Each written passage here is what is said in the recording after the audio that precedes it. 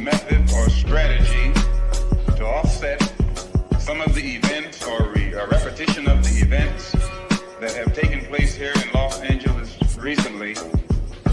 We have to go to the root. We have to go to the cause. Dealing with the condition itself is not enough. Dear Mr. Massa, I'm just trying to mind my own business. What's the matter? It's just another day, another black king captured. I'm about to lose my brain, stuck inside this ghetto rapture. I got a lot of smoke. If you want it, you can have it. They want a hat trick, but this is black girl magic. Ain't talking about the kind that'll make you disappear, but I'm talking about the power of the melanin within. Ain't looking for trouble, but I'ma say this one time. I put two dukes up if you try to touch mine. We still want justice for Samir and Trayvon. You say you don't see color, but racism ain't blind. They targeting little kids whose skin look just like mine. So I'm paranoid, it's a war zone outside. And I'm a black queen, so if you ask me to step out of my car, you gon' have to snatch me. Cause I ain't going no damn well. Had to spend my whole life living unfair. Ancestors got my back and they right here. You can never understand, it's a nightmare. Living in my black shoes by the black rules. You can keep your handshake, I don't dap coon. The white man to go nuts if he cash you. But you all on his side like a damn fool. Make it make sense. We are oppressed. Queen. We are exploited. We are downtrodden. Make it make Queen. We are sense. denied not only civil rights, but even human rights. Ahmadiyyah. So the only way we're going to get some of this Ahmadiyyah. oppression and exploitation Queen. away from us or aside from us is come together Queen. against the common enemy. Who taught you to hate the texture of your Ahmadiyyah. hair? Who taught you to hate the color of your skin? Ahmadiyyah. Parents, pay attention to the books, the school system, even to your little children. Lies mixed with wisdom. His skin too bright, so he was blind to the prison. My skin just right, so I collide with division. You trying to pray to God, but we tired of religion. No savior saving, we got to save our savings. We used to pay miss, how we gon' make the slave rich? But who's to blame, and tell me why you complaining? We need a team effort just to rule the nation. Like a bad relationship, missing communication. We missing moderation. They're trying to get a poison to my population. No reparations. I'm getting tired of Satan. We are oppressed. Queen. I'm getting tired of waiting. We are downtrodden. Queen. We are denied not only civil rights, but even human rights. Ahmadiyyah. We get some of this Ahmadiyyah. oppression and exploitation. All right, Grand Rising, everyone. Thanks for tuning back in once again to the original Queen Ahmadiyyah Shakur show. I'm your host, Queen Ahmadiyyah Shakur, and this is your Sunday morning wake-up call. So as you're coming in, please feel free to go ahead and subscribe to the channel if you haven't done so already. Be sure to click that notification bell and click the word all so you're notified each time the Queen Goddess goes live. Okay, hello, Danielle, Claudette, Vince, I am from the UK, Buckhorse, DC, 504 NOLA, Leon. All right, let's get into it. Dark too. Okay, with that all being said, everyone hit that like button. Don't forget to double check and make sure you're still subscribed, especially if you have not been receiving your notifications. Hey, Chili Willie from Philly, Greta is here, Chris B. Okay, and let's get into it, Paul. Kaylika Lalina. I hope I said that right. Thank you for tuning in. Jacoby is here. Trisha, all right. Andrea, I see you, beloved. Okay, let's get right into it. Listen, you guys, I don't have a lot of time. Okay, I don't have a lot of time, but I will be back live later on today. But I wanted to bring you all this information. I have somewhere to be in about an hour and a half. Okay, so let's get through what we can. Hey, RJ and G from the land. Okay, so listen, Charleston White has lost his mind. No, I'm sorry. He never had one. Okay, I always thought he was crazy, and I was wondering why the Anthonys were dealing with him in the first place, because he was all for the Metcalf team at first. Then he said he apologized, and then he got in with Melo's family, and now he's talking about he'd rather hang out with Jeff Metcalf after this man just called him a crackhead just days ago. Okay, is Charleston White afraid of getting sued, or has he been burning the candle at both ends?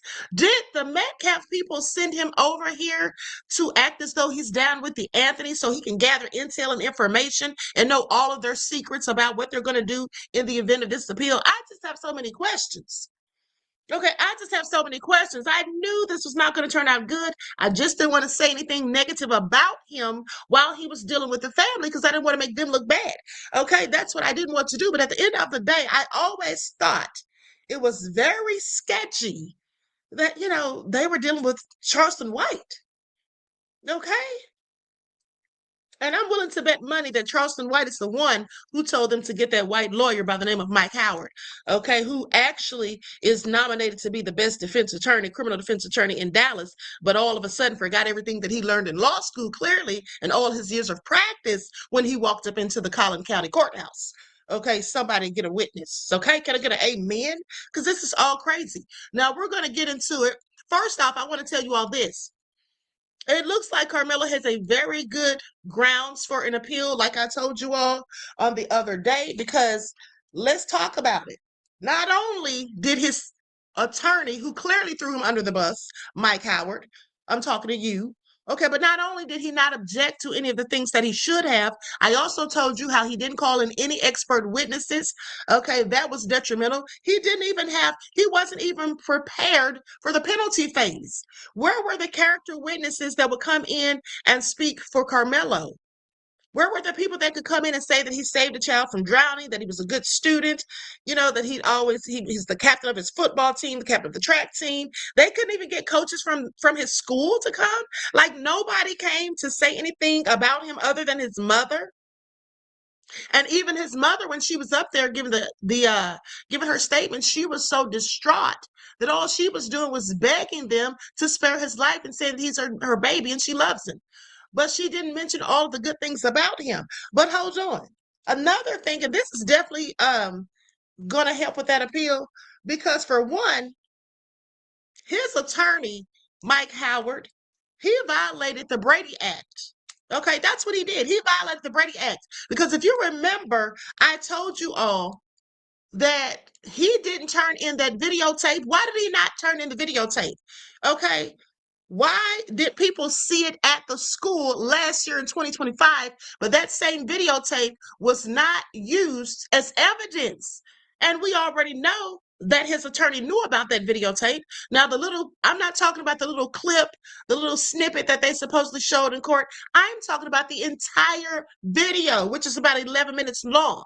I just wonder why that wasn't showed. And it was supposedly much more clear than what they saw in the courtroom. They said it was all grainy because they zoomed in too much. But if you all remember, that was the play. Because I told you all before they actually showed the video that someone that was inside the court, and I do believe that it was Nick at Night, said that they were talking about how the video was in 4K, but if you zoom in too much, it's grainy.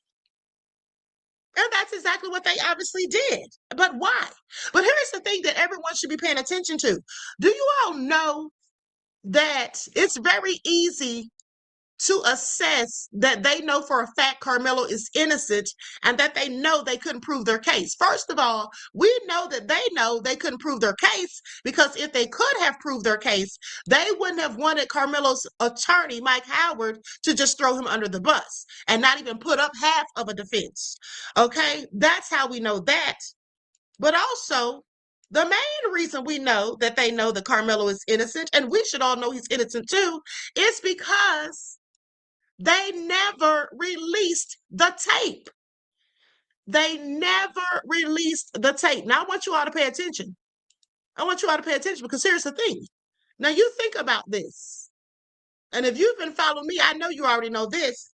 Anytime the police, think about it, because we've talked about this before. Anytime the police get involved in an officer-involved shooting or something like that where the officer is accused of doing something nefarious, okay, if they come right out with the footage real quick, without us having to go through all these hoops, without us having to ask for it continuously or whatever, if they immediately come out with the dash cam or the body cam footage, we already know that they were in the right. That's how it always is. But when the police are in the wrong, what do? They make up all these stall tactics to keep from showing us the footage. They'll say, oh, it's an open investigation, a pending investigation. We can't show you that. But you show it to us in pending investigations when you're in the right. So here's the thing. If all of this stuff has been going on and they're saying there's so much misinformation, they're calling some of us liars, people who are actually telling the truth because it doesn't fit their narrative. If they feel like there's so much misinformation or people are not convinced and people think it was something shady, why wouldn't they put out that video to dismiss it all? Why wouldn't they put out that video? And now the people who've reached out to the school to try to see the video, they said they're not showing it to anyone else. So why would they do that? You all already know if you use your common sense, you don't even need to tap into your critical thinking skills to know this. But if in fact he was so darn guilty and everything happened just the way they said it did, and all of the witnesses on that stand were telling the truth, well, then why not release the footage? I mean, the case is over. The verdict has been given and the sentence has too. So what else or would they be holding it for? Because the video shows the truth. The video shows the truth and they know it, and you all know it too if you're smart.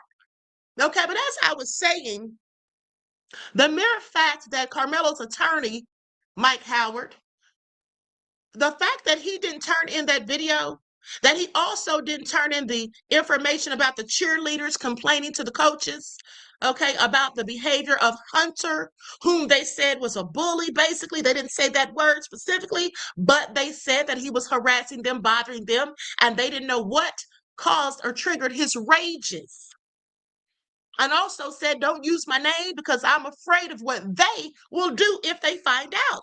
Now, at first I thought that she was talking about Hunter and Austin, but she could have been talking about the entire Metcalf family.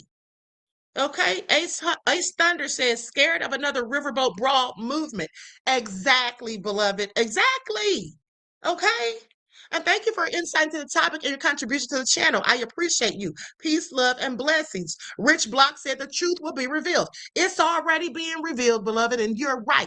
We're going to get to all of the truth. But let's talk about this Brady Act violation, because the low-down devil, Mike Howard, he didn't turn in the exculpatory evidence like I told you all, which would have been the video, also the letter from the email from the cheerleaders to the coaches. Okay, and see, some people were saying, oh, you know, the racists, the MAGA types, they were saying things like, oh, what does that have to do with anything? So that makes it okay to stab someone to death? No, that's not what we're saying. And they're so stupid, but they know that's not what we're saying. They always try to twist narratives. The bottom line is that was very much important because it could establish that these boys had a history, okay, of being bullies. I mean, because, hey, when Hunter said his hands are bisexual, meaning that he'll hit a guy or a girl, that lets you know that he's an aggressive person. But also, let's not forget that I keep telling you all that Hunter is the one who started this whole thing, and that's why he didn't want to testify. He couldn't take it because he's the one that caused his brother's life to be taken. He's the one. He said it out of his own mouth. Okay, he said he was sitting behind Karmelo, and Karmelo said something inappropriate. And he said, I asked him who he was. That's what he said. He said, I asked him who he was. But now remember what the witness testified to. One of the witnesses said on the stand that a person named Paul asked Karmelo who he was. Who is this guy? And Melo said, I'm a nobody. And then Paul got mad. I believe Paul is Hunter, because why would Hunter lie and say that he said that? Now, mind you, Hunter said this just days after the incident when he was interviewed in 2025. That's what he said, and we're going to go to it.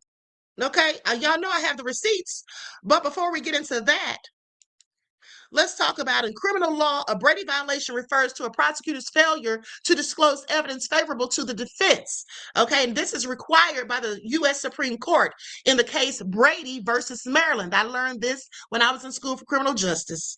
Okay, this is why I knew all the shady stuff that was going on. And I'm going to tell you something else. I also figured out that those 3 Black women whom they didn't want on the jury, because they claimed they were educators, but mind you, they kept a white person who was supposedly an educator on the jury, okay? But with that all being said, they didn't want those 3 smart Black women on there because, first of all, they felt like they'd have empathy and sympathy for Karmelo, which they likely would have, because they know if they are smart, and I'm sure they were, they would have seen through the BS. And they knew that. They knew that. See, they didn't worry about the people that they picked as the final jurors. They didn't worry about them feeling any empathy or sympathy because those people didn't look like Karmelo. And those people historically have a history of not liking people who look like him. So they weren't worried about that. But they knew that those Black women would notice something wasn't right about this whole thing because they were educators and smart, and they also knew that they'd see the play that was going on, how the defense is not even trying to win the case, especially if they knew anything about the defense attorney, and which they may have if they lived in Frisco, which they did. So they likely knew that he's supposed to be a top-notch attorney. And they would have been asking themselves, why isn't he objecting to that? And here's the thing. Even when they were asking the prosecutor, that is, when he was asking the witnesses each time, was this self-defense or was this murder? Knowing that they're not supposed to be asked that question, but even when he asked it and they said yes, it was not self-defense, it was murder. Well, then how come the defense didn't follow up and say, well, why would you say it was murder? Or how do you know the difference between murder and self-defense? What are the differences? Can you explain? And they wouldn't have been able to explain. Why didn't he do that? If he wasn't going to object, he didn't do anything. Okay, he barely lifted a darn finger when he was in that courtroom. Okay, he barely lifted a finger. I'm surprised that Melo's family, his mom and dad, didn't catch on to what the lawyer was doing midway. Okay, yes, absolutely. Someone said, hold on, let me go back to this comment. Someone said that they want us to riot. Oh, yes, they absolutely do. Absolutely do, Flavelli. Okay, they absolutely do. They thought we'd already be rioting. They thought we'd already be in full effect, but we're not, because we're going to boycott. From now on, there's no need to protest. For what? So you can go out there and get pepper sprayed by the hateful police, get shot, taken to jail. No need for that. And then when you get out, everything's still the same. No, it's time to boycott. Okay, that's how we'll handle business from now on. Okay, Vince I am saying exactly, Queen. Also approved actors red and men's red to be considered murder. Yes, I said that. I said that the other day. Absolutely. And they didn't do any of that. Okay? Because no one proved in that courtroom that Karmelo Anthony intended to take the life of Austin. Nobody proved that. So why did they hit him with murder rather than the manslaughter? Because those people on the jury were racist too. I'm sorry, it's true. And I want you all to pay attention to something. I was listening to some of the MAGA types online, and they were talking about how we always make it about race. Well, here's the thing. I was asking myself, how do these devils who always make it about race try to flip it on us? And then I said, you know what? They try to say we make it about race when we call out their racism. That's what they do. When they are being racist and we call it out and say that it's racist, they say, oh, we're making it about race. But they make it about race before we ever can. Okay, and you can just tell by the things that they say. These are the same clowns, mind you. These are the same devils, okay, who said that Rick Chow was innocent, that it was self-defense. He was defending his son. These are the same devils who said that it was okay for them to chase Cyrus the length of a football field and shoot him in his back as he's struggling to get up off of the ground. These are the same people that said that, but they think Karmelo is a murderer. Okay, I want you all to pay attention. Anyway, let's continue. So examples of evidence that must be disclosed include evidence suggesting the defendant is innocent, which would have been that video. Information that could reduce the defendant's punishment, which would have been what the cheerleaders wrote. I do believe if they could have established that these guys were more likely than not, bullies and known to be aggressive and have fits of rage, and to so much so that people are afraid of them, scared to tell on them, and don't even want their names mentioned, I absolutely think so. Evidence that could impeach or discredit a prosecution witness. Well, I'll be damned, because they had that. They had it. Every time the witnesses got up there and they all told lies, every last one of them, every last one of the witnesses told lies at some point. So when the attorney was bringing up the statements, he was saying, well, didn't you say this and that in your police statement before? But he was going so easy on them. Do you know how I would would have been grilling them. I don't care if they're kids or not. I don't care if they're damn teenagers. You big enough to get up here and lie. Okay, you were coached to tell these stories because this is not what they initially said. I would have had some tougher questions for them. How come Mike Howard didn't? How come Mike Howard didn't? Oh, so you changing your story today, huh? Well, why are you saying this today? But isn't this, let me just read this to you. Correct me if I'm wrong. Didn't you, in fact, say on the day that this incident happened, when you spoke to Detective so-and-so, that in fact, you said that Austin rushed up to Karmelo and pushed him so hard that he fell back onto Dustin. Isn't that what you said? Now, he did ask the person this, mind you, but he said it all nice and sweet. Do you remember saying, no, I would have had them scared to keep lying. Didn't you say that on the day in question, April the 2nd of 2025? Well, why are you now changing your story? Has someone coached you, perhaps? Has anyone told you to change your story? Of course, the prosecution would have objected, but I still would have said it. Okay? DC Fly said, who's Dustin? I have no idea. Someone they claimed was under the tent. And they say that Karmelo fell back onto him after he was cleated by Austin. That's what one of the witnesses called it, cleated him, which is the same thing as rushing and snatching him up, basically, or shoving him so hard he falls back onto Dustin. Because you cleat someone up, you snatch him up off of the ground to the point that their feet are not touching the ground. Okay? That's why they call it that. So with that all being said, it was a whole lot more than a soft push like they tried to say in court. Oh, he just tapped him on the shoulder. Austin said, I don't want to fight. Now picture it. Some big brute comes up to you, gets in your face, talking smack, then all of a sudden snatches your backpack and throws it, and all of a sudden says, I don't want to fight. Now, I'm going to tell you one thing they didn't lie about. Here's the thing. When they said that, oh, and by the way, Beverly, thank you for your super sticker donation, beloved. I appreciate you. Peace, love, and blessings. Now, here's the thing. When they say that Austin just touched Melo on the shoulder, they were not lying. Okay? He did touch him on the shoulder at first, and I'm going to tell you how it went because I was paying attention to a little bit of key details, and you have to remember, with the lies that these teenagers were telling, they were also telling elements of the truth, okay? But here's the thing. Remember, one of them said Austin just poked him, like tapped him on the shoulder. Remember? Because Melo said, touch me and see what happens. Or as long as you don't touch me, we're cool. So just to be a smart ass, Austin touched him on the shoulder. And that's when they say, Karmelo said, okay, well, punch me and see what happens. Now, that's what they claim. We don't know if it's true or not because they told so many lies. But if they were telling the truth, that would be why they said he tapped him on the shoulder. But they didn't give context to it. They tried to make it seem like he just tapped him on the shoulder and then Karmelo just turned into a whole thug, violent, inherently because he's black, right? And then pulled out a knife and stabbed him in the heart. First of all, why are they acting like this was such a big knife? Why are they acting like this is something so deadly? It's not, and not like it's something that many of these kids in Texas walk around with. That's what they said. Okay, people from Texas have said this. Ms. Mel said that video doesn't exist anymore. Well, at the end of the day, the fact that you're laughing when you say the video doesn't exist anymore, hold on, I want to hear this. Miss Mel, do you want me to drop the link? Would you like me to drop the link so you can get up here? Because I find it interesting that Mrs.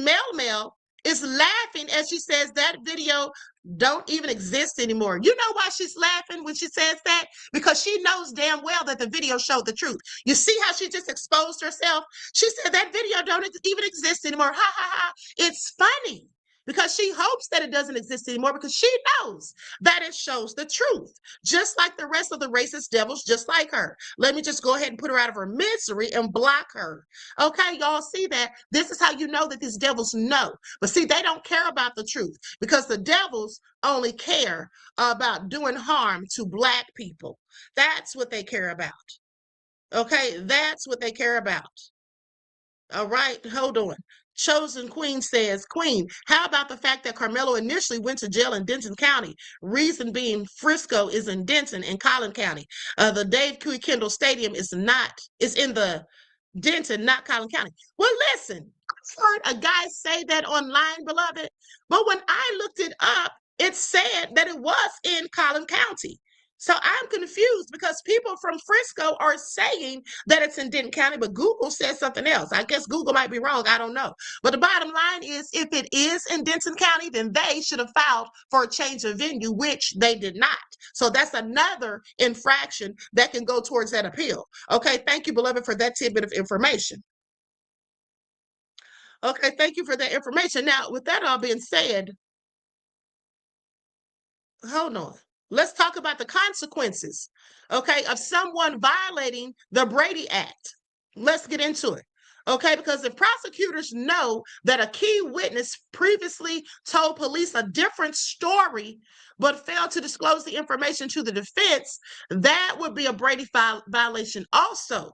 Now, we know that they do know those witnesses lied, but what they didn't do was Mike Howard did not call out everything they said to the police. Okay, he just called out a few things just to make it look good, in my opinion. But here are the potential consequences of this. Okay, it could make it to where he has to have a new trial. There could be a reversal of a conviction. There could be a dismissal of charges in some circumstances, or there could be professional discipline for prosecutors. Okay, I want you all to pay attention. Karmelo's getting out of there. I don't care what the haters say. They can be as mad as they want. They want a race war so bad they can taste it. And you know, it's interesting because funny thing is, I felt like if Karmelo got off scot-free, as he should have, that they would definitely try to start a race war. But since he got convicted and got 35 years, I thought they'll just sit down somewhere. But the devils are so busy. They are so busy, they still are asking for the race war. Hold on. Let me go to this clip where you hear this wanton supremacist devil. And I call them wanton because they want to be superior and supreme. They're not. Okay, they're not. I'm sorry. It's never going to be true. How could you be supreme when you have an aversion to the sun? Make it all make sense. Okay, you never could. That's the answer. You never could. Hey man, it's he deserves to rot in prison for the rest of his life. It was a savage killing, no self-defense. If they want to make it about race, you know, like they always do, you know, we can do that. But it's about race for him too. Watch this. I think we came out on top with this one. What brought you out here today? Why do you feel like this is an important verdict for us? Yeah. This, in my opinion, this is the front lines, man. This is where the future happens. You know, with all this stuff, all this race stuff, all this, you know, blacks killing the whites. You know, exactly what I said. You see, his hat said war on it, and he said blacks killing the whites. What is he talking about?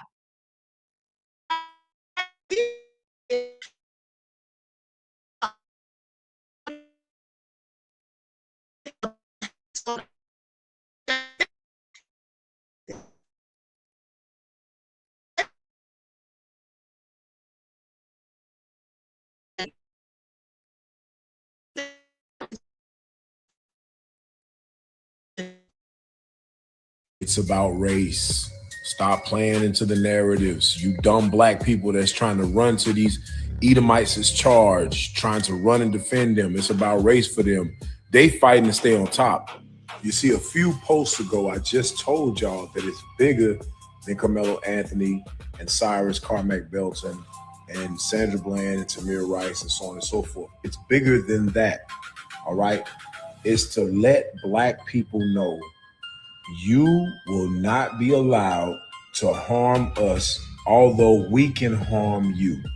Once again, Zechariah chapter 11, verse 5, whose possessors slay them and hold themselves not guilty, and they that sell them say, blessed be the Lord, for I am rich, and their own shepherds pity them not.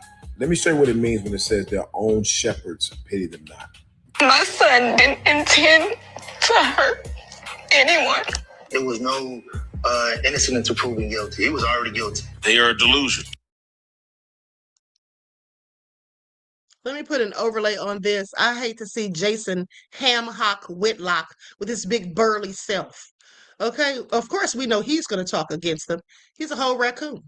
Look at the shirt that he's wearing. It says, "Believe Karmelo." Believe what? He hasn't said anything. He didn't take the stand. Believe his silence? Believe your t-shirt? This is illogical. I think I've heard enough. I cannot stand Jason Whitlock.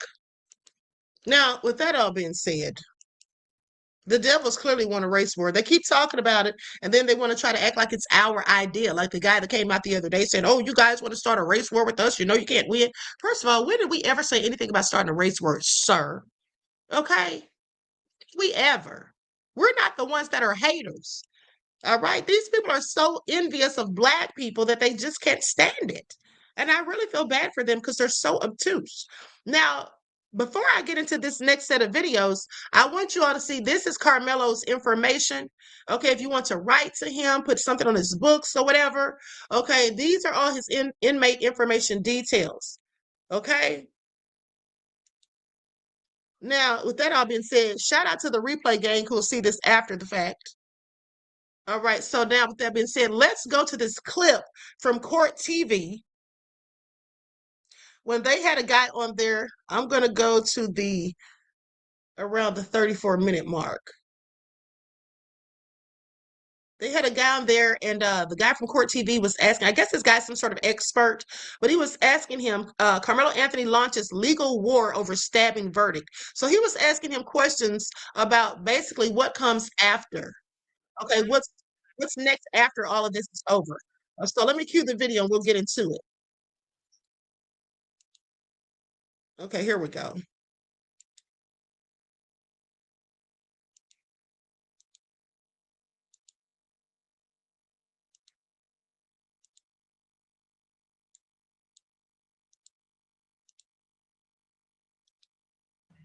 Sanction, the ultimate backstop for people who run their mouths, is the inherent power of the court to punish for contempt.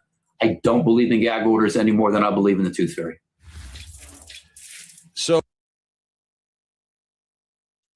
now let's talk about this gag order. That's another thing you all should know something sketchy was going on, because they actually had Jeff Metcalf, and probably the wife too, the mother, they had Jeff Metcalf for certain under a gag order. He couldn't say anything about the trial until after the sentencing. And as soon as the sentencing, he came out, did he let it all hang out? I mean, he didn't hold back. He let us know how he really felt. Okay? But this is who Charleston White is now caping for with his stupid self. So a notice of appeal has been filed by Karmelo Anthony, and that is the precursor to filing the actual appeal. So as you would expect, you're convicted of murder. You're sentenced to 35 years. You probably want to see if you can get a new trial, a second look, a second chance at all this. So Brian Weiss, you're an appellate expert as well. And that's, you know, anytime I have a question about Texas law, you're on speed dial. I don't know if I still have speed dial, but if I still had speed dial, you'd be on it. I'd be on it again. Let me start with the first issue that I was shocked by. And again, I didn't get to actually see the testimony because the judge did not allow us to see it.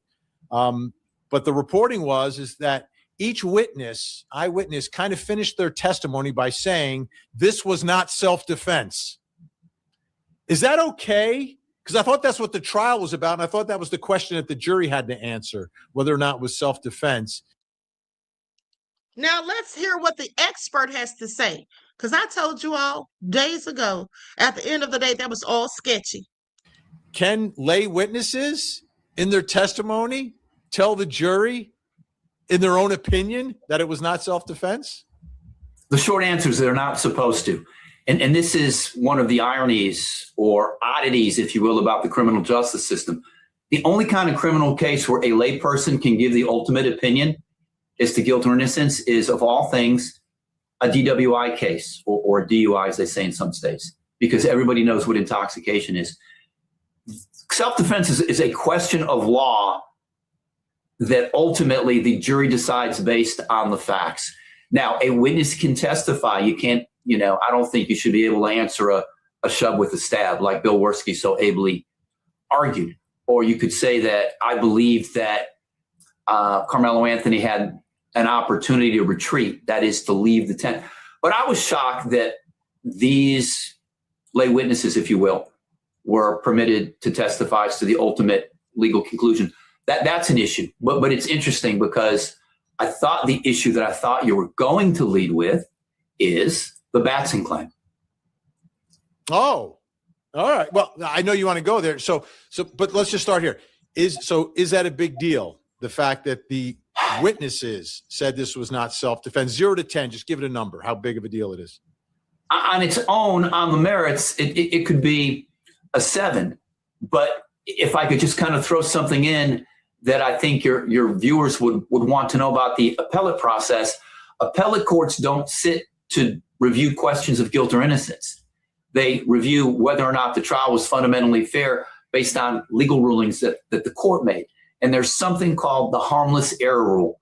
And that's because nobody's perfect. We recruit all the participants, the judge, the prosecutor, the defense lawyer, the witnesses, the cops, from the human race, which means there's going to be human error. And so there are going to be mistakes. And because the Constitution doesn't entitle you, not even in New Jersey, to a perfect trial, you're entitled to a fair one. So I believe that while that could be classified as a legal mistake, what we call error, ERROR, an appellate court could find that based on the allegedly overwhelming evidence that it didn't impact the outcome of the proceeding. But again, that's a potential issue. Make no mistake. Yeah, I thought it was a big issue because like it wasn't just one witness; it was like witness after witness after witness. All right, let's get to what you thought. Now, let me tell you something. I thought that was a bigger deal too, and I do believe that it is, because it was every witness. And like I told you all, those witnesses were not experts. Why is he sitting there asking them? They don't know about the law like that. Okay, they're in high school. Second of all, the fact that he was questioning the witnesses as if they were experts, but didn't call any expert witnesses. Okay, please pay attention. And this is also grounds for prosecutorial misconduct, as I told you, by the mere fact that he's already violated the Brady Act. So that goes hand in hand with prosecutorial misconduct. Okay, let's continue. My lead was going to be, and I was debating between the two. The fact that there were no black jurors, and you talked about Batson challenges. Let's talk about that. What's going on there? Is that a real issue in this case at the appellate level? That is, as we say in journalism, that's the lead that you don't want to bury. And I know that enough of your viewers have probably binge watched Law and Order or seen you on the air talking about what Batson is. But Batson comes from, I believe, a 1984 Supreme Court case called Batson versus Kentucky, and that has been modified over the years, that essentially says that while a prosecutor can exercise as many challenges for cause as he or she can, that is based on a juror's inability to follow the law, that they can only exercise their peremptory challenges for reasons that are not related to race or for any racial reason or for any racial pretext. So what, in essence, this case presents, as I understand it, because again, I followed it, but I followed it on, this device right here. Now, let me say this. Yeah, that was another violation, the Batson versus Kentucky from 1986. So basically with that, let me tell you why this matters, okay? First off, it matters because the jury selection process may have to start over. You see, if Mike Howard was doing his due diligence and really fighting for Karmelo, he would have argued against that. Now, he did speak on it briefly, but he didn't make a fuss about it as he should have. Okay, he should have really made a big deal about that, because the party raising the challenge must show facts suggesting that jurors were struck because of race or another protected characteristic. Now, he knew darn well that when the prosecutor, Greg Willis, said that it wasn't because of race, see, he did say that. He did mention it. Mike Howard did, I remember. But the prosecution countered by saying, oh, it's not about race that they're being stricken.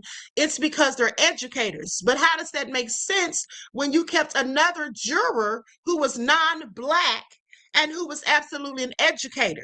See, that's what's going to mess them up. But let me just tell you this. When that happens, like I said, the selection process, the jury selection process may have to start over. They could have done that in court, but they didn't because the defense didn't put up a fuss. A conviction can be reversed on appeal.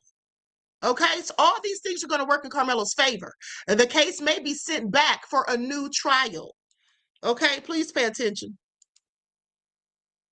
Is that there were 3 black potential jurors, what we call veneer members in Texas, who were struck by the prosecutor peremptorily, meaning for no reason at all, is based on their 10 that both sides get in Texas in a felony. And once the defendant, in this case, Mr. Anthony's lawyers make what we call a prima facie case. Judge, on the record outside the jury's presence, now that the jury's seated, I want to note for the record there are no African-American jurors. And I want the court to note for the record that the prosecutor exercised X number of challenges on black jurors. At that point, the court will say, fine, the defendant has made a prima facie case. Mr. Worski, I want you to tell the court for the record why you struck those black jurors. And my understanding is that they were struck because I think they were not necessarily teachers, but educators who might have felt sympathy for a 17-year-old kid if they're around 17-year-old kids all the time. Now, once that happens, the prosecution has initially rebutted that claim that you used your challenges improperly. It's then incumbent upon the defense attorney, and this is where it's tricky. You have to show that potential jurors, veneer members, who were similarly situated to these 3 black educators who were struck, were not struck, and they were white.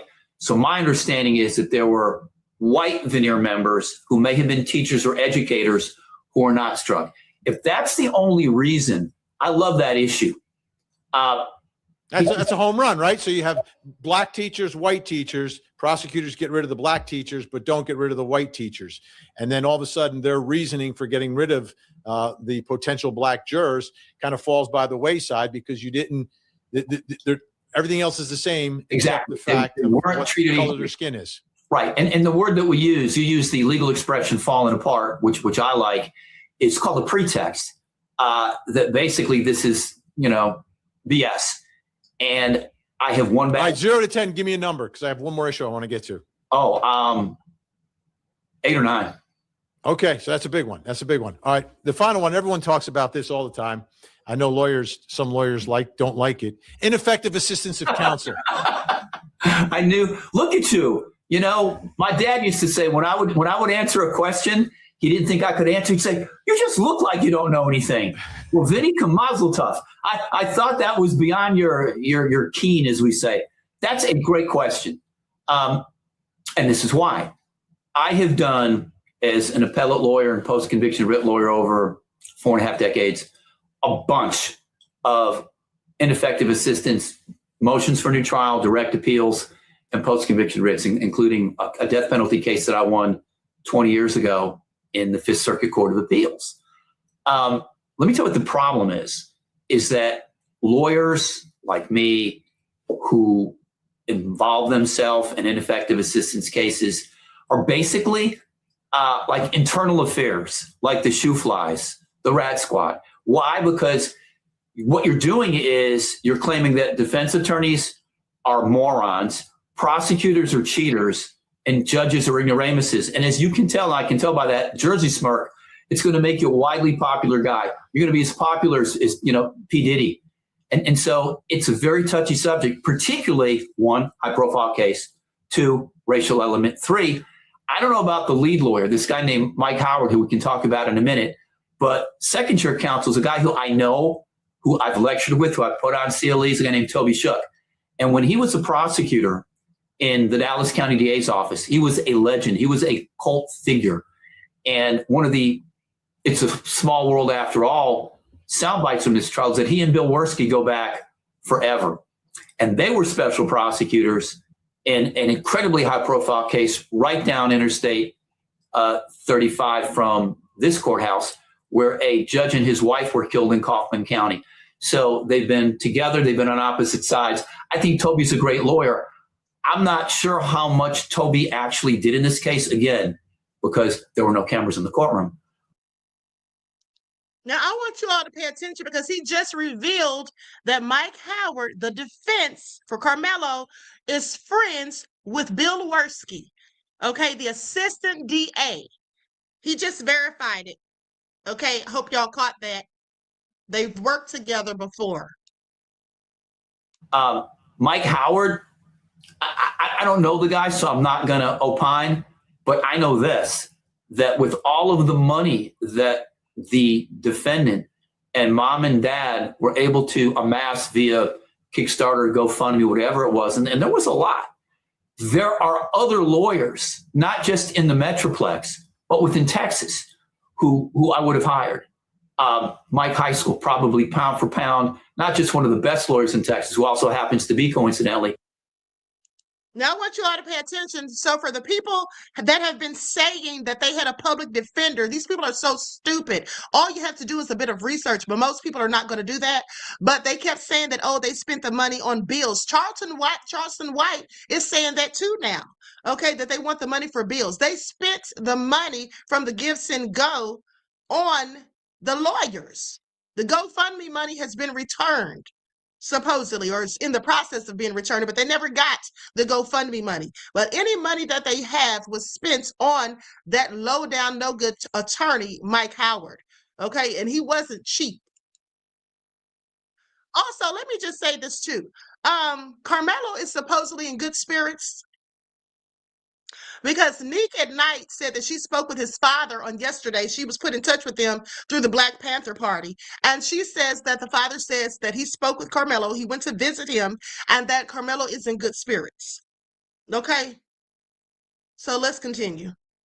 African-American and from Fort Worth, or lawyers from my part of the state, Dan Cogdill, Ken Schaefer, Derek Hollingsworth, Rusty Harden.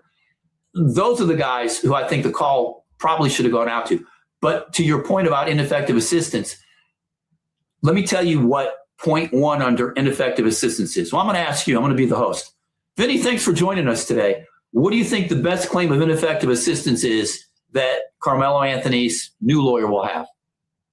Did not prepare for the punishment phase. Oh my God! Trial, presented no case. Golf clap. You're absolutely. So I got it right. I got it right. Hit it out of the park. Right. Hit it in the Crawford boxes. No question. And yeah, I think anybody who, again, wasn't in the courtroom but followed the case knew that. My understanding is that they called mom, asked her a couple of questions, and then said, thanks for being on the show.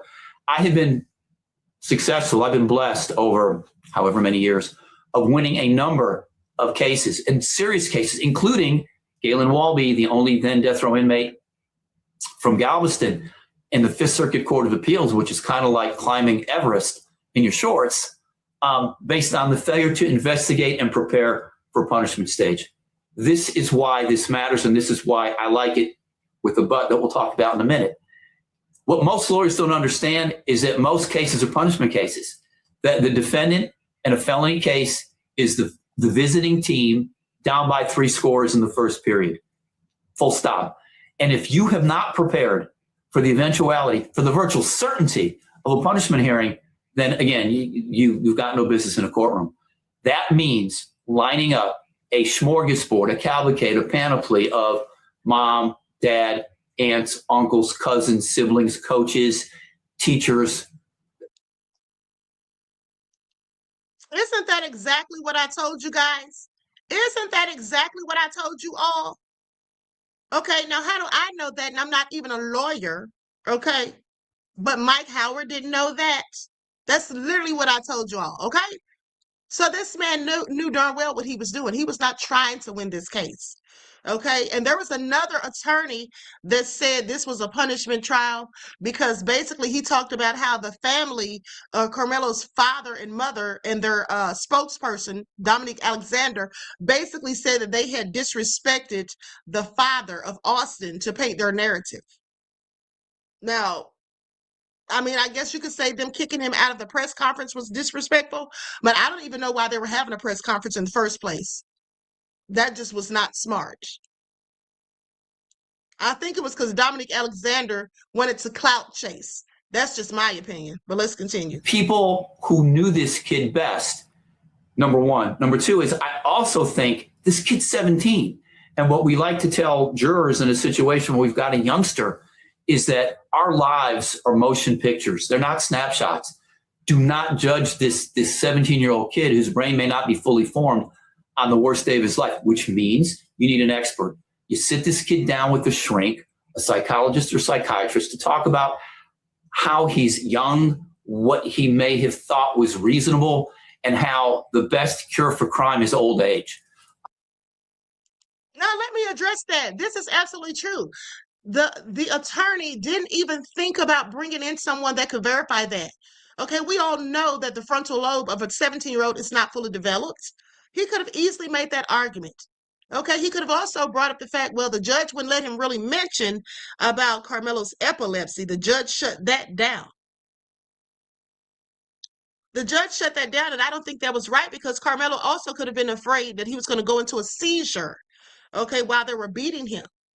And you can die from a seizure, not to mention they were on the bleachers and all of that. So I definitely think he feared for his life. And then you're being attacked by 4 big dudes, and you're only 130 pounds. But let's continue. Yeah. To me, And the bottom line, though, the bottom line for that is, listen, you know, you're not arguing for innocence at that point. What you're doing is trying to mitigate the damage, mitigate the punishment, and get him sentenced to something less than 35 years and closer to, I don't know, 10 or 15. Exactly. And that's a great point. And this is what's key. In Texas, we have a system involving murder versus manslaughter. And so back in the day, before the law changed like 25 years ago, a jury could consider manslaughter is a separate crime with a separate punishment range of 2 to 20. The legislature said, now let's just make it a punishment issue. So you get found guilty of murder during the guilt innocence stage, and then at punishment, you get what's called a special issue.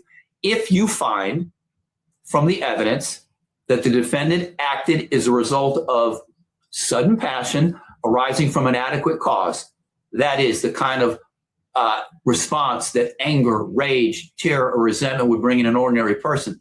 Can't believe I remember that. Then this is manslaughter, and the penalty range is 2 to 20. While you can litigate that, and generally do litigate that during guilt innocence, you can also litigate it during the punishment stage. I didn't see anything at all, nothing, zero, zip, nada, that was related at all to the special issue. And when you have a cap on 20, it's a lot different than a cap on 99 or life. Big, big, big difference. Take a look at this photo. This is Carmelo Anthony's newest mugshot. And looks a little different, looks a lot different, shaved his head, obviously. But when you compare the initial mugshot with the subsequent mugshot, you can kind of see the transformation of someone who's newly arrested to someone who's now been convicted.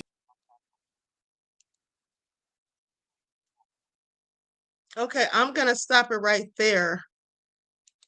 Let's go to Hunter. I know I showed you all this, but let's go to Hunter again. Okay, just pay attention. This kid, before I knew his name now, this kid was sitting under our tent at track. We asked him to move. He started getting aggressive and talking reckless. And my brother stepped in and said, you need to move. And he's like, make me move. Austin grabbed his backpack. This kid, I tried to whip around as fast as I could, but I didn't see the stab. But then I look at my brother, and then I'm not going to talk about the rest. Now, before I go to the next clip, pay attention to the fact that Austin said, my brother stepped in. Okay? They did say that Austin came up 5 rows of bleachers.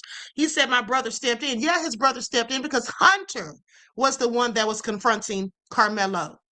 Hunter should have also been arrested, because when you're engaged in a crime, and that was a crime because they were assaulting someone. So when you're engaged in a crime and someone loses their life, you're supposed to be accountable for that. Okay, even if you are not the killer. So he and Karmelo should have been arrested. And I told you all that in April of 2025, right after this happened, that young man should have been arrested because he was involved in it. And how did I know all the way back then that he was involved? Because of these 2 interviews. That's how. Well, let's continue. All the bleachers were right there were not wet from all the rain. We come back, we sit down, and this kid said something behind me. I've never met this kid in my entire life, never knew who he was. Said something just inappropriate and uncalled for. And I turned around and asked him who he was. He started getting really aggressive. You heard that right? Y'all heard that right? Yeah, he was definitely involved, but he wasn't even called to testify. Okay? Said he was sitting behind this kid.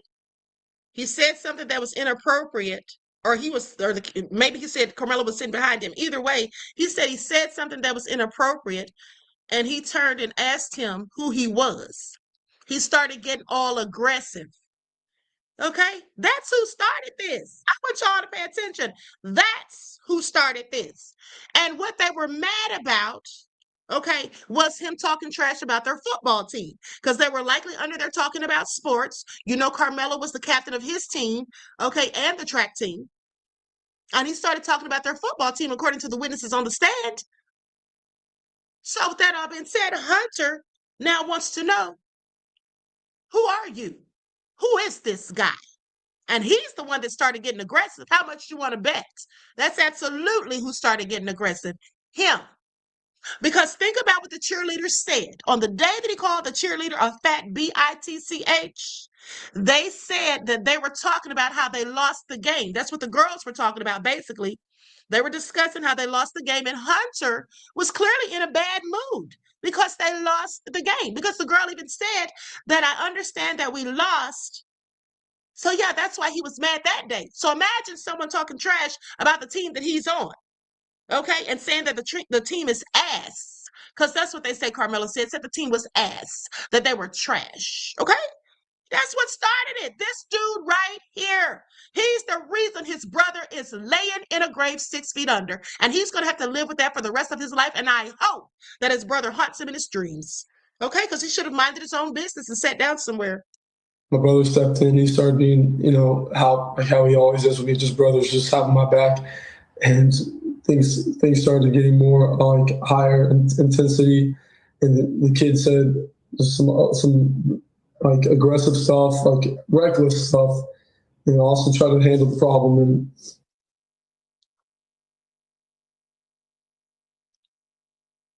now you hear this? It says first you was under a tent and asked this kid who you didn't know to move. Then the next story is you sat down in your tent and a kid said something behind your back. Which one is it, Hunter? Okay, the lies. The lies. You see, some people are confused. Some people are confused because they haven't been following this story the whole time. I reported on this story when it first happened, if you all remember. I reported on everything about this story. So I remember the lies that Hunter told, or the story that Hunter told back then. And I knew that's why Hunter didn't want to go up in that courtroom and testify, because they'd already coached all those kids on what to say. And if Hunter got up there and said something other than what he said in the interviews, that would have been perjury, because we have the interviews to prove it. And he also, if he told the truth, he would have discounted the stories of the other witnesses who were all lying. Okay, please pay attention. Now, Watching the World says, I attended each day of this trial. Austin and Hunter were the aggressors. Thank you, beloved. I'm so glad you put that in here. Thank you for that insight to the topic and your contribution to the channel. I appreciate you. Peace, love, and blessings. Okay, absolutely, beloved. Absolutely. Because these two are violent just like their father. They got that from their father, and they're also racist just like him, because other students have said they've said the N-word before. And I absolutely believe it. I absolutely believe it. Now let's go to what some people are saying online, including Charleston White with his stupid self. Austin Metcalf's father is going to call Karmelo Anthony a watermelon felon. But it's not about race. That's what he's been saying. See, he was under a gag order. I think that's what they call it. Where he's not allowed to talk about the trial or anything until after the sentencing. And once that gag order was dropped after the sentencing, now he's free to say what is really on his mind. But before the trial and during the trial, he's saying it's not about race. But now he's saying the comments are right when they say black fatigue. You're a racist piece of shit. And you pass that on to your son. And when your son saw a black guy come under the tent while it was pouring down rain, he was just looking for shelter. And he found it. He has a backpack. He just so happened to have a knife in his backpack, not even on his body yet. But then your son decided that he wanted to start bullying Karmelo Anthony and trying to kick him out while it was pouring down raining. Hold on. This is Mel from the Diddy Trial LL. Hey, Mel, beloved. You know, I was looking at your profile. I'm like, wait a minute. Why does he look familiar? Okay. Thank you, beloved. I appreciate you tuning in. And thank you for your contribution. I appreciate you. Peace, love, and blessings. And Karmelo Anthony got a knife out of his bag, stood his ground in a defensive stance, and said, touch me and see what happens. When your son touched Karmelo Anthony, he got stabbed, but he was also warned. Because that's somebody telling your son not to fucking touch me. Mm-hmm. Do I think your son should have been stabbed? No. Do I think Karmelo Anthony should serve time? Yes, because some things do not deserve murder or death, even though that person, your son, was the aggressor. He was wrong. Karmelo Anthony was wrong. But your son was the aggressor. And he's also a racist piece of shit, just like his father.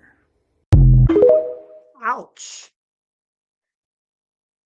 What's up, Slim? Good morning, all my good people. Hey, let me address something real quick. If you ever thought racism and bigotry didn't exist anymore, just take a black person's side. They'll expose themselves on the internet. The amount of vile, disgusting comments and DMs I've been getting, kill myself and everything in between because of my take on the Karmelo Anthony thing is insane. And the wild part is they all look the same. Unimpressive white people, middle-aged white guys with reflective Oakleys on and a fucked up goatee. No facial structure, just face to neck seamlessly. White bitches with bleach blonde hair and fucking eyelash filters on. Lips all fucked up, looking like what I can only assume Marjorie Taylor Greene's meat curtains look like. All the same. The thing is this, y'all are like, oh, you got facts messed up. It was 35 years. Okay, I made the video before the sentencing. He got 35 years. But my point is, it was unfair. The jury had no black representation. Let's do this, a hypothetical. Something happens, you get in a situation where you feel like you had to defend yourself and somebody dies and they're trying to charge you with murder. You get to trial and it's an all-black jury. All-black jury. Would you feel represented? What would you... Oh, that's right. That would never happen. That would never happen. I'm sorry. That is not a jury of his peers. It is not indicative of the makeup of that community. You can't tell me there's no black people in that community. It's not true. And y'all are being fucking ugly on the internet. Y'all are being ugly on the internet. And I know you feel safe behind that keyboard, behind that screen. But just remember this. My grandmother used to always tell me, God doesn't like ugly. And I tell you one thing, God sees all. And he's watching. He's watching. Be better people. Hey, fuck with me, Mo. Hey, Tommy, it looks like somebody here can use a lesson in privilege. And coming from one white dude to another, I'm happy to educate you on exactly what privilege looks like. And to do that, I'm going to use you as an example. Tommy, privilege comes in a lot of shapes and sizes, especially whatever fucking shape and size this is. But it looks exactly like you, somebody who's a habitual offender who's been arrested so many fucking times and yet you are still here as a member of society being allowed to, I don't know, do whatever you're doing now. You see, if I showed your rap sheet to anybody, which is extensive, by the way, you've got criminal offenses and convictions ranging from possession and trafficking of controlled substances to fraud to flagrant failure to pay child support, which I'm pretty sure is a requirement to actually be considered a MAGA man these days. But yeah, you've got an extensive rap sheet. And if I showed that to anybody and I didn't put your picture up or anything like that, what do you think they'd say about you? I want you to think about what they'd say about you, because that's what you guys say about black men in this country. You look at their picture and then you pass judgment immediately. Privilege also looks like demanding the benefit of the doubt when you guys do not give it to other people, when you don't give it to black men who judge them immediately, yet you guys want the benefit of the doubt when people find your rap sheet. You want to say things like, oh, that was in the past, I was childish, I was immature, I've grown up, or I found Jesus or some bullshit. You guys want to whitewash it away, basically nullify your record, expunge your record, your history, your criminal history, despite it being there forever. And you guys want the benefit of the doubt despite never giving it to other people. You know what else is a good example of privilege, especially white privilege? It's you being able to resist a lawful order and make terroristic threats and still be here to talk about it. Statistically speaking, black men in this country don't have that luxury. They don't get to mouth off to police or resist a lawful order or make terroristic threats like you did and live to tell about it. Also, I mentioned the wrist slap sentences and fines that you got for all of your delinquency, but I should also mention that that's another privilege that you get to enjoy that most black men don't. They're handed down harsher sentences for the same crimes compared to their white counterparts at a disproportionate rate. If you're going to stand there and pass judgment on an entire group of people and propagate this racist dog whistle bullshit all over your social media account, I'm going to read you for the filth that you fucking are. Mediocre white dude who's a habitual offender, and you're a drain on fucking society. You're a non-productive member of society, and if it were up to me, you'd be relegated to the fringes and cut off completely. It doesn't feel good when somebody makes assumptions about you, generalized assumptions about you based on your rap sheet, and doesn't know anything about you other than what your rap sheet says, and dehumanizes you in the process. Doesn't feel good, does it? You're not used to feeling like that, are you? That's privilege. Here's my personal opinion. Had Austin McClaff just minded his fucking business and not put his fucking hands on Karmelo, he'd still be here today. He shouldn't have said a fuck-ass thing to him. And he damn sure shouldn't have put his fucking hands on him. That's the issue. White people tend to do is say whatever the fuck they feel like and feel like there are no consequences. But this time there were consequences. Don't put your fucking hands on people and not expect a reaction. You put your hands on me, I'm gonna do what I feel like I need to do to defend myself. I don't give a fuck. Don't put your hands on people and there won't be consequences. He should have minded his business and never put his fucking hands on him. And that's where y'all got shit fucked up at. And the only reason I tell y'all about the gingers. How many times have I told y'all about the ginger white people? Okay, didn't I tell y'all about them? They are not like the rest of them, okay? They're not like the rest of them. Pay attention. Now, what I want to say also is while that young lady was talking trash on that video in favor of Karmelo, there was a black woman who told her, sweetie, I'm sorry, but you got this wrong. There's consequences. He killed somebody. This wasn't self-defense. Ma'am, did you bother to read any of the information? Did you do any research independently or get any research from anyone else? Did you talk to anyone who's at the trial, anyone who saw the videos? This little white girl who looks like she's no older than about 19 or 20 was going harder in the paints for Karmelo than a black person was. And a lot of these white people are. Okay, a lot of these white people are. I want y'all to pay attention. Okay? But let's continue. Let's continue. Vince I.M. said you did, Queen, okay? And Mally C. Beloved, you said you sent me a video of a white Trump voter going off on Karmelo by another YouTuber. Okay, I might have to look at that later. I don't have time to get it right now because I have too much on my hands with these videos and I have to be somewhere. Now, with that all being said, I will be back later as I told you all. Okay, but thank you for being a member for 15 months, beloved. I appreciate you. Peace, love, and blessings. These white people are so upset and Austin father is online popping shit is because Austin didn't get a chance to kill Karmelo first. Yeah, that's why they're upset. I'm telling you what I know. That's why they're mad. That's why they're outraged right now. Yeah. You seen that picture of them white boys carrying them guns, toting them guns? Yeah. He trained them how to shoot. Them boys hunt for fun. They're bloodthirsty. That's why they're upset. This is a scoreboard type of situation. They don't give a fuck. They want to send a message. You don't have the right to take out one of ours. You don't get to defend yourself against one of ours. That's why they're upset. This is what it boils down to. They don't give a fuck. Listen, even if it was a white person that took out Austin, we wouldn't even seen it on the news. We wouldn't even seen it. They don't care about shit like that. They don't. White on white. Why you think when Renee Good got killed by the ICE, they don't care about that? When Kyle Rittenhouse went over there and killed them 2 people, they don't care about that. They don't give a fuck about none of that. It's if you black and defend yourself. Who the fuck do you think you are? That's when they care. That's why that boy said he think Karmelo should be hanging on a tree. She's right. No lies detected. She's absolutely right. And that guy whose video I just showed you all, where he was talking about, we always make it about race, the guy with all the tattoos that was being interviewed. Yeah, that's exactly. She's talking about people like him. And that's the facts of it. Because black people don't have the right to defend themselves. That's why they're upset.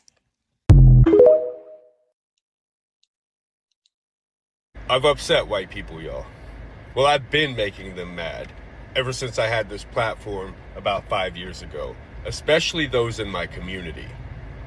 They were raised just like me. They were propagated the same lies, the same stereotypes, the microaggressions, the same racism. I've been conditioned my entire life to regurgitate the same talking points, the same harmful rhetoric.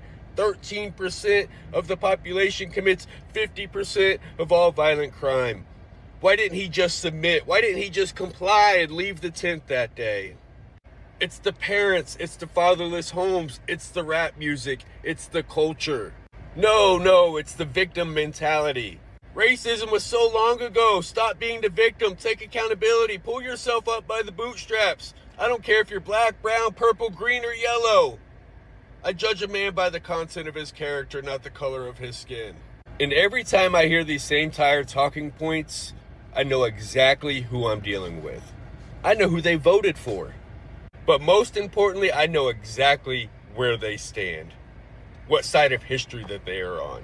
These are the same people who defend the Daniel Pennies of the world, who choked out Jordan Neely on a subway for acting quote-unquote erratically, a man with mental health issues and homelessness, never physically touched a single person, yet you defended the death of him, the lethal force.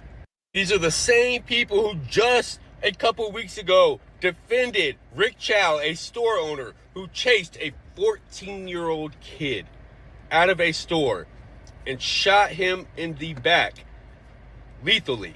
A fatal shot to the back because he thought that he stole a $1 bottle of water. You're the same people. You're the same people who defended George Zimmerman when Trayvon Martin was walking through a neighborhood while black with a pack of Skittles and a hoodie. You defended his death. Why didn't he just comply? You're the same people who celebrated the murder of George Floyd, who fought vigorously for the police officer Derek Chauvin.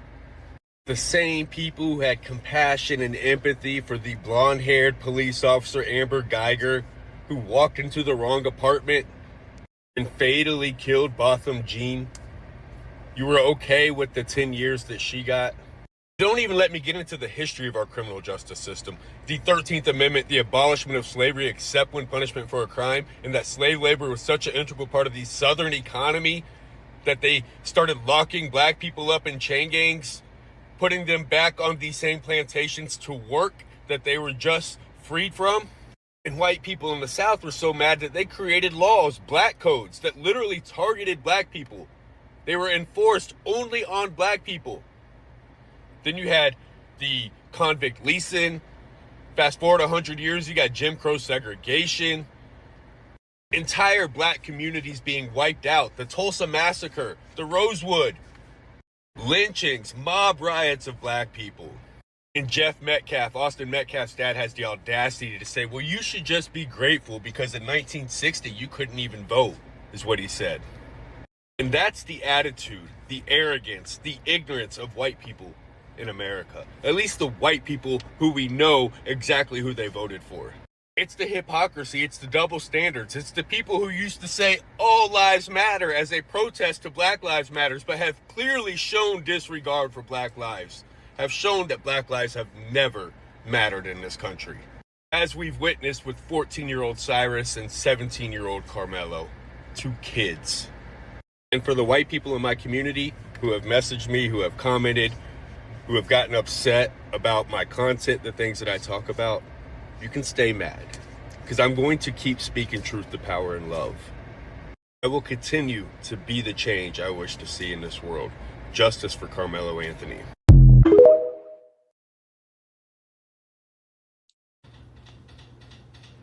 So Judge John Roach Jr.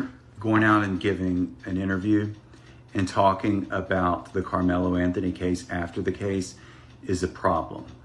I think it's a problem because it shows that he just has some judgment issues, no pun intended. He shouldn't be talking about a case, even if it's after the case. You look at what happened with the Murdaugh case in South Carolina and how that case got thrown out because the clerk of court, who didn't even make any type of judicial rulings, she wrote a book about it. And so that was the very basis that gave the Murdaugh person a new trial as a result of that. So that's just the potential relationship and the appearance of impropriety, all that. I think that is probably, based on what we know, the weaker of the 2 major grounds that I see for appeal right now. I think there are a lot of evidentiary issues that I'm not privy to, but I think the jury composition is deeply problematic. The judge had some control over that with respect to how to guide the voir dire and how it was conducted. I think that there are major issues with that. And I think the fact that there were no Black jurors is a major problem. From a fairness standpoint, the fact that the prosecutor excluded the 3 jurors, and he did so on the grounds that they were teachers, yet allowed a white teacher, someone who was similarly situated except a different race, to sit. So that is a major problem. But the judge going out, giving the interviews, does not help the situation for the verdict standing. I think there's a decent chance, and it's always hard to tell, it depends on the appellate panel, that the case will get sent back for a new trial in a larger place, a place that has jurors of a jury of the peers of the person who was convicted. And I think that, that's only fair. Quite frankly, I don't think it was a fair trial. I don't think it was a jury of Karmelo Anthony's peers at all. And I think that that's a problem with the prosecution's case and makes it susceptible to being challenged on appeal.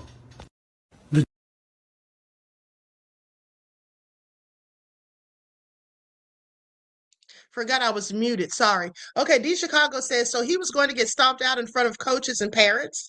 The Black kids were going to stomp him out too. Okay, don't forget Black kids were asking him to leave too.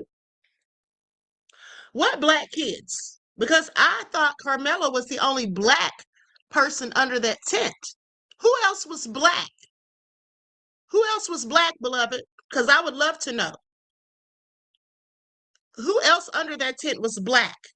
I don't think there was anyone under there Black except for Karmelo. Okay? Eddie wasn't even Black. The one that Karmelo thought was his friend. Okay? Where did you get that from? Where did you get that from? Hold on. Says, so by that logic, didn't Melo murder Austin? LOL. Well, he killed him. He killed him. He took his life. There's a difference between killed and murder. You do know that, right? There's a difference between killed and murdered. That's why there's 2 different words and terms, okay? He may have killed Austin, but it was not murder because it was self-defense. All right? Now let's continue.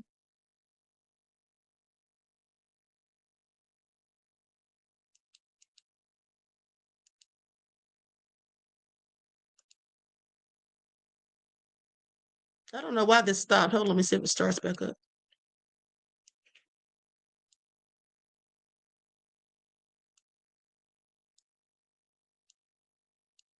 Okay, I guess this isn't going to play. I wanted you all to hear what he said, but let's go to another video. I'll try to find another video of him. I think I have it in my emails, possibly. I think he was the last one. Likes up, everyone, please. Like and share. Thank you in Hey advance. y'all. A 17-year-old boy in Texas brought a knife where children were supposed to be safe. There was a confrontation, yes, words, a shove, and that boy pulled out that knife and stabbed another child. That child's mama got a phone call no mama should ever get. Her son was rushed to the hospital and he didn't make it home. That boy ran. Police found him at his house, found the knife, he admitted it, said he was scared, said he was being bullied, said he only carried the blade to protect himself. Bond was set at $1 million. Then a judge dropped that bond, and that boy went home to his mama. He was on house arrest, but the other family was planning a funeral. Now, some of y'all are already typing in my comments because you think you know exactly who I'm talking about. But Karmelo Anthony was found guilty this week, and he got 35 years. The boy that I just described, oh, his name is Kason Allison. Belton, Texas, same age, same state, same weapon, a knife, same outcome, a dead child. And his jury looked at him and said not guilty of murder, but criminally negligent homicide. The sentence range was 6 months to 2 years. Now, they had to add the enhancement just to get him to 10 years. 10 years was the maximum the law allowed Kason. 35 is what they gave Karmelo. 2 scared 17-year-olds. 2 Texas juries.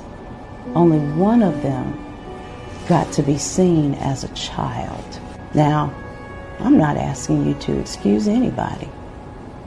What I am asking you is to explain the math, because it ain't mathin'.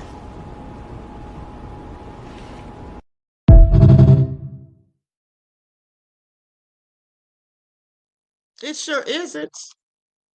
Hold on, I'm having troubles with my mouse. Hold on, beloveds. Okay, there we go. Yeah, I absolutely agree. Okay, I absolutely agree. And I'm sure people did think that she was talking about Karmelo. But Case and Allison, we didn't even really hear about his story.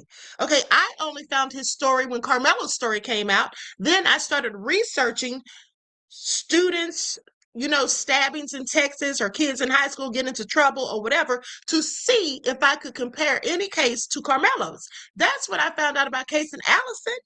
We never even really heard about that story. It barely got any news coverage.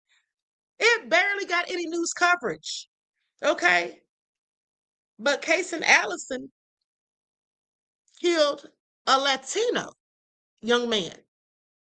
Okay. Maybe he was Mexican. His last name was Ramirez, if I'm not mistaken.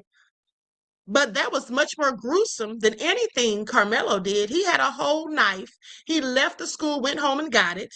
And he stabbed that guy at least 4 or 5 times.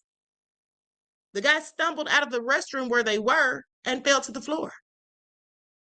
But he only got 10 years, and he may not even keep those 10 years because his lawyers are trying to get it reduced. Yeah, his lawyers are supposedly trying to get his sentence reduced. Okay. Now, with that all being said, the guy that I wanted you all to hear, the video that was not playing, I'm going to play that now. Hold on. I'm just going to let you all hear it from my phone. The Karmelo Anthony case will be removed from the bench. He will be no longer a judge. This judge knew that there were red flags and did not allow evidence submitted that would have exonerated Karmelo Anthony. This judge kept evidence from being submitted, which is unlawful conduct, knowing unlawful conduct, let alone the fact that the judge did not raise red flags in such a high racially profiled case when he was aware that it was an all-white jury. This should have been a red flag immediately. This cannot happen in the United States of America. The racism that is running rampant in the court system is absolutely disgraceful. This judge knew that he himself was breaking the law and breaking the standards of ethics by there not being at least one person of color on that jury. He is totally liable, the judge is. Mr. Anthony was defending himself from 5 attackers. The parts of the video that people have not seen, and there are other videos out there from other kids that were recording. Didn't I tell you all that? Didn't I tell you all there's other videos out there? I said, if you remember, in the beginning, the police came out and said if anybody shared any video footage online, they would be arrested. And that's why I told you all that Eddie sat up there and lied on the witness stand, saying that he was only pretending to record. Oh, he absolutely recorded it. He certainly did. And so did some of those other kids. And Eddie, to me, was one of the people instigating it. Okay, please pay attention. They will surface, believe you me. But there was enough there to prove that it was self-defense. God loves you. I love you. All right, with that all being said, D. Chicago said because nobody can prove his life was in danger of serious bodily harm, that's why he got convicted. That's not why he got convicted. That is not why he got convicted. He got convicted because the defense attorney was not really trying to defend him to the best of his ability. It was a sham. It was kangaroo court. The defense attorney withheld exculpatory evidence. Okay? Witnesses got on the stand and lied. There was no one that represented him on the jury. There are a myriad of reasons as to why he was convicted. Okay? And DC Chicago, I really don't even know why you're on my channel because you clearly do not support Karmelo. Okay? Which is interesting because you look like you might be my skin tone. All right? He didn't prove self-defense. Well, we know he didn't prove it. Because all the reasons that I just said, that's why he didn't prove it. Because of all the reasons that I just said. Okay? Now, with that all being said, let me pull this back up and hopefully it'll play this time.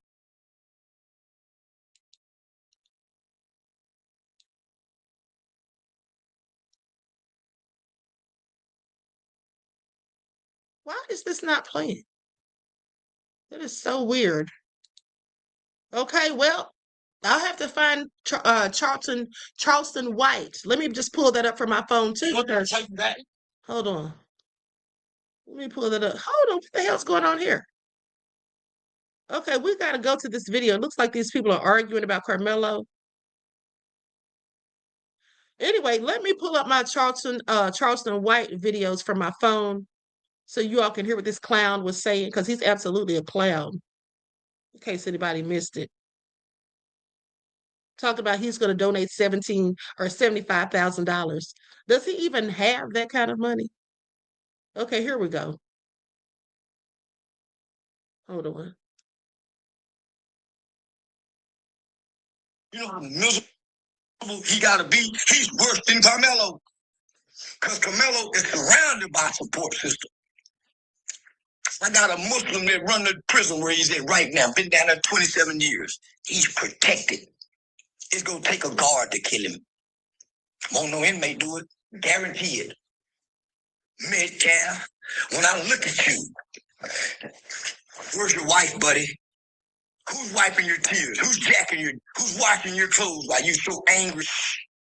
You know what I called and told Mr. Anthony? I said, fuck what that white man said. I'm going to tell you like my mom used to tell. Okay, at the end of the day, I'm going to stop him right there because I don't know if he's... Hold on.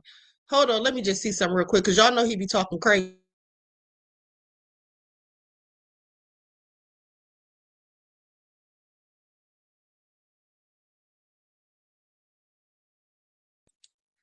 Okay, I'm going to go ahead and play it. I wanted to make sure that he didn't say anything that I can't play on here. Okay, so let's continue. You know what I called and told Mr. Anthony? I said, fuck what that white man said. I'm going to tell you like my mom used to tell me and my brother. At least I get to come down here and work. They can't go, little gay boy. So I don't want to hear nothing about no complaining. Now I'm going to say that to be mean. She said that to have compassion for them people. Have empathy. No matter how hard they get for you, son. No matter if they keep you locked up 24 hours a day, if they'll never feed you, you still got breath. Them people can't go see that, so have some mercy. You know how miserable he got? Okay, so there you heard from the idiot. Now, he went on to say a bunch of other foolish things. Hold on. D Chicago said he didn't prove it because all witnesses said he was the aggressor. He wasn't supposed to be there. His coach was 15 feet away from him. There was another tent less than 5 feet away. Here's the thing. It doesn't matter how far the other tent was because the other tent wasn't his school's tent either. His school's tent wasn't going to come until the second bus. Karmelo was on the first bus because his coach told him to get there early. Okay, so get your facts straight. That's for number one. Second of all, what do you mean he wasn't supposed to be there? He absolutely was supposed to be there. He asked someone, could I sit here? And they said yes. And then they had small talk with him about the weather. Then his so-called friend Eddie saw him or heard his voice and said on the stand that he moved seats with someone to sit next to him. And they were sitting there talking. Now, it was only after they got into the debate or the back and forth banter about the football team sucking that all of this started to happen. And of course, like I said, he didn't prove that, or the witnesses said he was the aggressor because the witnesses lied. Are you slow? The witnesses lied. That's not what they said initially in their statements. Okay? And experts have said the same thing that I've said. Experts have said that the testimony given, that the statements given directly after a serious incident unfolds is going to be the most accurate. Specifically in a case like this, whereas now everyone's had time to go home, the students have all gotten together, and they were clearly coached. They were clearly coached, and they all were trying to use the same talking points. Yes, it wasn't murder. It wasn't self-defense. It was murder. Okay? So please, miss me with it. Now, you either didn't follow the case, didn't watch the trial, or didn't listen to the people reporting on the trial or whatever. You're just going by rumors and innuendo as far as I'm concerned. Yes, they said he was the aggressor, but that's not what they initially said. They initially said that Austin put hands on him and that he ran up and cleated him. Another person said he ran up and pushed him so hard he fell backwards. Witnesses who saw the video said that they were all swinging on Karmelo, 4 of them at least. And that adds up to what one of the witnesses said. Because one of the witnesses, who was 16, so we don't know his name, they didn't release his name, he said it was me, Luke, Austin, and Hunter. Okay? So there's the 4 that were confronting him, according to the witness. And then the people that saw the video at the school, the real video that they don't want to show and don't want to release, they said that 4 of them jumped him. And that when Karmelo got away, somebody snatched him back in by his hoodie. And then Austin tried to put him in a headlock. That's when he stabbed Austin. I'm here to tell y'all that right now. Because like I told you all, he had to be close up on him to stab him with that little itty bitty knife. He had him in a headlock. You get me in a headlock and you're almost 100 pounds bigger, I'm going to stab you too if I got something to do it with. I'm going to do whatever I got to do, whatever I can do. Okay, and if I don't have anything in my hands or can't get to anything, I'm going to bite the hell out of you. Okay, a plug if I can. So that's what I'm saying. Now, with that all being said, stop the foolishness talking about he wasn't supposed to be there. Of course he was supposed to be there. It was a track meet. Who wasn't supposed to be there, really, if we want to get technical, was Austin and his brother Hunter. They had both been kicked off of the track team. Now, with that all being said, I find it interesting that the coach comes out right before the trial and says that he texted Austin that morning and told him to come and to step up. They never said anything about that initially.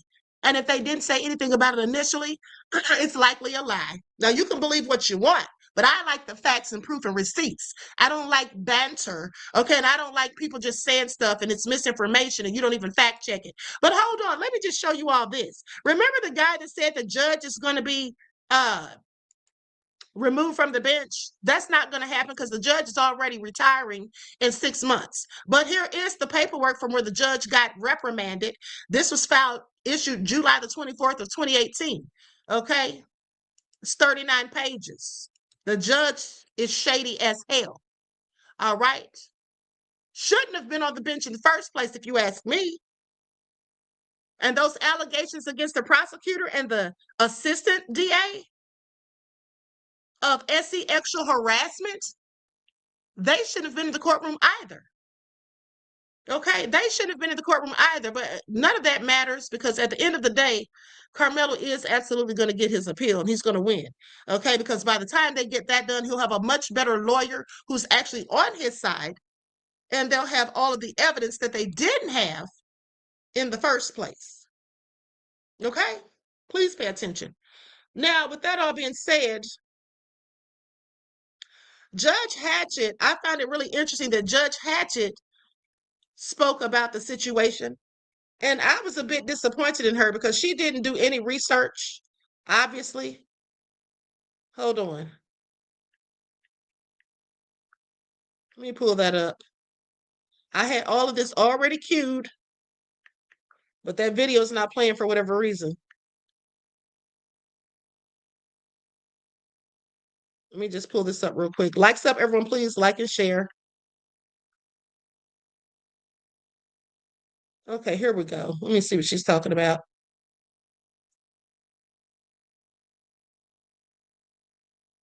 A couple of other points, just for information about the Kamala Anthony case. As I was explaining, the jury has come back with a guilty verdict. It was, in my opinion, having followed the case closely, I know there's a lot of emotion around this case, but the fact is that there was a young man who lost his life, and I did not see that there was a basis for self-defense.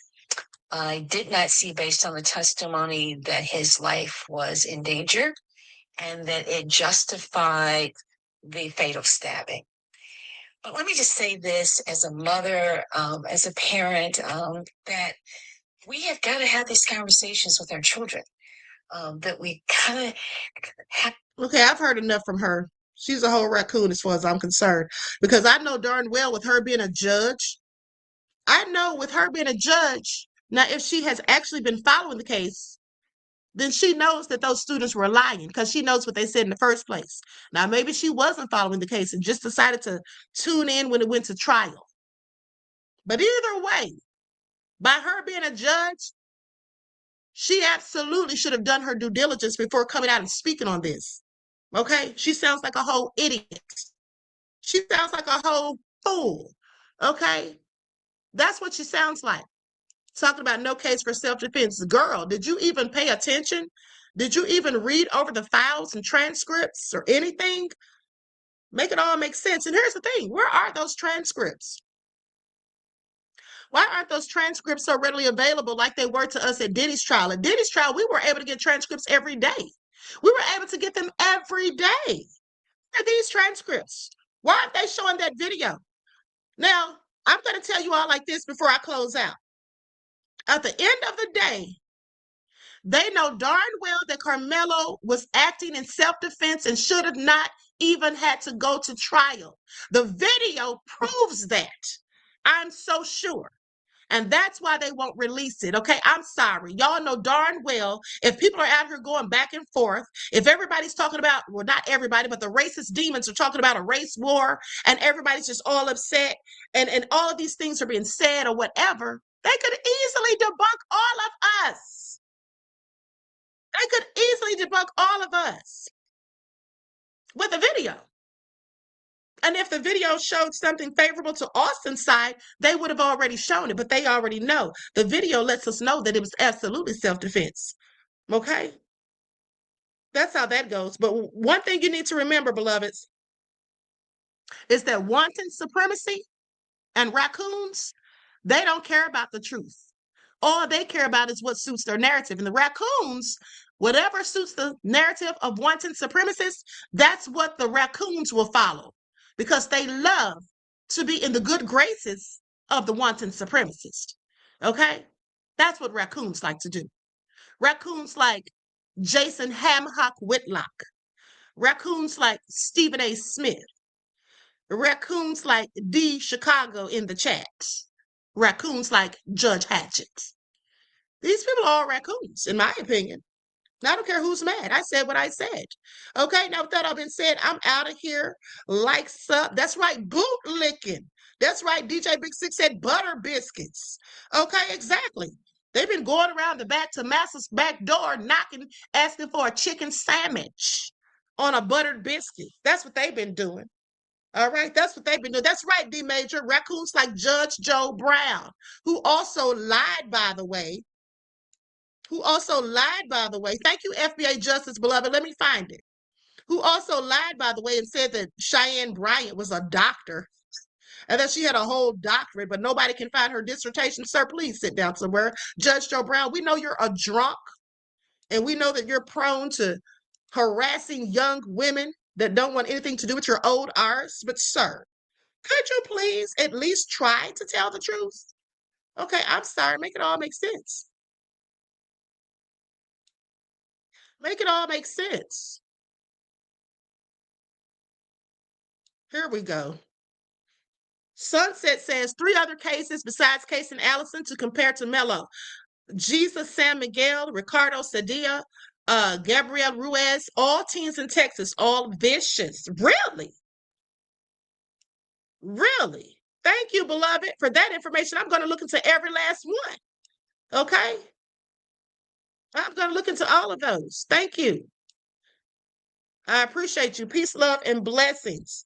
Okay, now let me find this other super chat, and then we're out of here. From FBA Justice. Moderators, when y'all see me missing super chats, please let me know. Okay? Please let me know, because I want to read people's comments. I'm still scrolling. Hold on.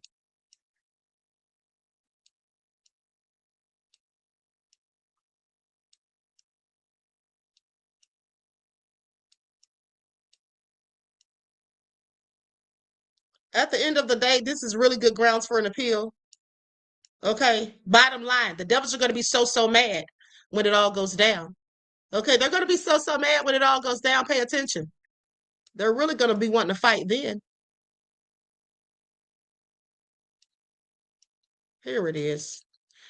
FBA Justice says every legal step in Karmelo Anthony's case was intentionally done, especially by the defense. All that mattered to them was a conviction. The message is, you ninjas better not defend yourselves against white aggression. Absolutely right, beloved. That's exactly what it is.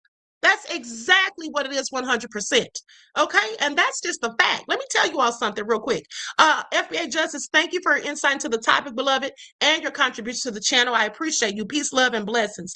Let me just say this for those of you who missed it. I told you all about that story of one of my neighbors years ago who defended themselves against a white man who had a box cutter and charged him.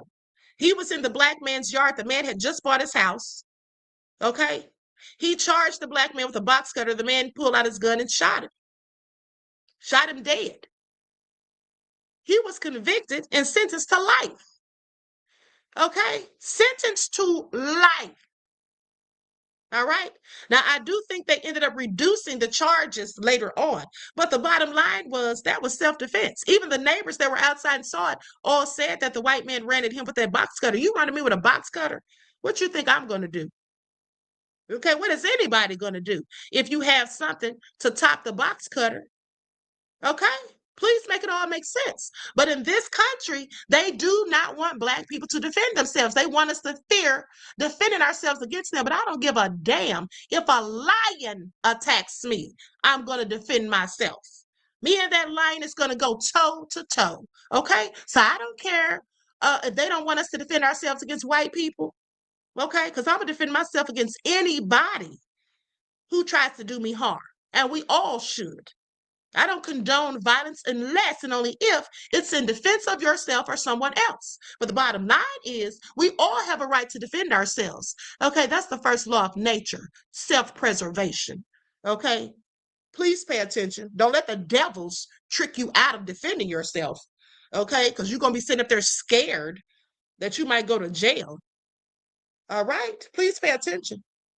Now, with that all being said, Mrs. Special K says Hunter told on them. He would have talked too much for them. Yes, exactly. And he would have contradicted what he said previously, beloved, in those interviews. Now, mind you, Mike Howard, even if that happened, Mike Howard wouldn't have brought those interviews in. And that's another thing, too, I want you all to pay attention to. Mike Howard, if he was really doing his job as a thorough and good defense attorney, he would have brought in those interviews that Hunter did to show the contradictions. He didn't do that. He acted like Hunter had nothing to do with it when we all know different. Okay, when we all know different. We heard what he said. You think he didn't know that? If I could find it and remember from 2025, how come he didn't do it? Because he didn't want to. Okay, so anyway, with that all being said, I love you all to life. I hope you all enjoy the rest of this beautiful day. I will be back later this evening. Okay, so probably around 6 or 6:30. Okay, so with that all being said, each one teach one. That's how we grow and thrive. Do something productive, constructive, but never destructive. And always remember, beloveds, to keep the Most High first in your lives. Okay, with that all being said, hashtag free Karmelo Anthony. And I will talk to you all again soon. Peace.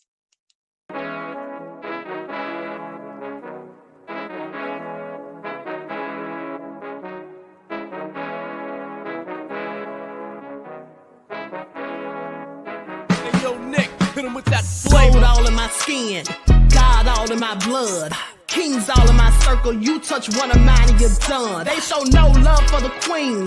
Why you hating on me? Is it cause I'm free and I got Malcolm X in my jeans? I got dreams like King Luther, shed blood like Kunta. You ain't helping my people, I ain't got nothing to say to ya. I want all the smoke like hookah. Talking reparations, America won't be great until they give us compensation. I'm like, I'm the hottest right now. See a bunch of lames out here trying to jock on my style. They be doing too much. I'm the queen, it's too easy. It's like they all at Popeyes, how they be talking so greasy. I just sit back and laugh while these haters get madder. So nefarious how they don't want my pockets with cheddar. I tell them they can do better. These snakes in the grass can leave a bite on your ass, cause y'all be trusting too fast. I got my foot on the gas, other one on they necks. Dropping receipts on haters, you better show some respect. I'm never facing regrets, we only facing the threats. Running through every challenge like a relay, break no sweat. It's a cold game, so I got that blanket with me. Now that my people awaken, ain't no going to sleep. I do not play by my piece, this time I'm playing for keeps. You talking slick, but when I see you like them ends, we gon' meet. And I got gold all in my skin, God all in my blood, kings all in my circle. You touch one of mine and you done. They show no love for the queen. Why they hating on me?